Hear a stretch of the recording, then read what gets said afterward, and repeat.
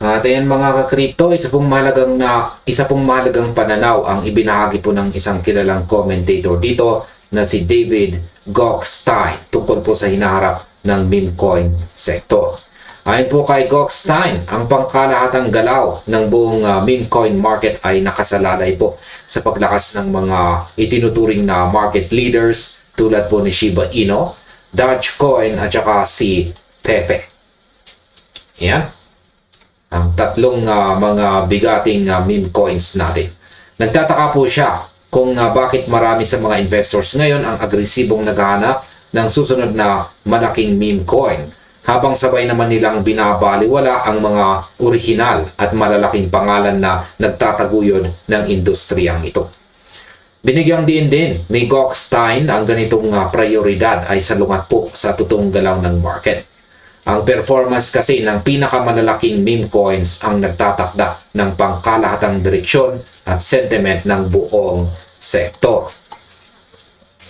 Nang sumipa po ang presyo ni SHIB ng halos 40% sa loob lamang ng isang araw nitong nakaraang buwan, ipinakita po nito ng original na meme culture ay nananatiling buhay at malakas.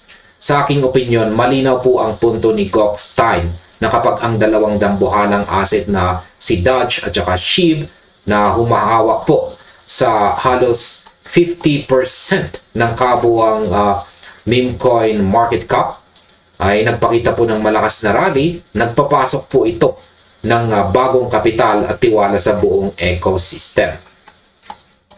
Sa kasalukuyang market recovery, umangat po ang presyo ni Shiba Inu mula sa intraday low nito na 50 digits 482 patungong 50 digits 5051, kung saan ay nagtala po ng 4.79% na pagtaas bago po nakaranas ng bagyang selling pressure patungo sa 50 digits 495. Ayon naman po sa technical analyst na si Veyron, ayan, nananatiling maayos po ang short-term structure ni SHIB matapos po itong makabuo ng higher low. Sa aking opinion, ang pagdepensa po ng mga buyers sa mahalagang demand area ay isa pong magandang senyales. Mayroon pong immediate support sa pagitan po ng 50 digits 482 at saka 50 digits 486. Sa kabilang banda, ang pangunahing resistance zone naman na kailangan pong mabasag ay nasa pagitan po ng 50 digits 515 at saka 50 digits 520. Kapag nagawa po ni SHIB na manatili sa itaas ng 50 digits 480 yan po 482 hanggang 50 digits 486 na support range, mapapanatili po nito ang bullish structure para sa susunod na pag-angat.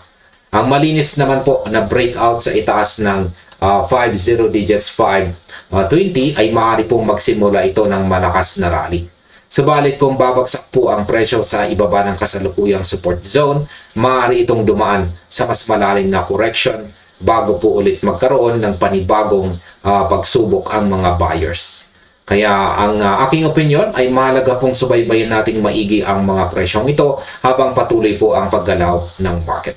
At hanggang dito na lamang po tayo sa video na ito. Maraming pong salamat sa inyong panonood. Maaaring i-check na rin po ninyo ang sunod na video dito.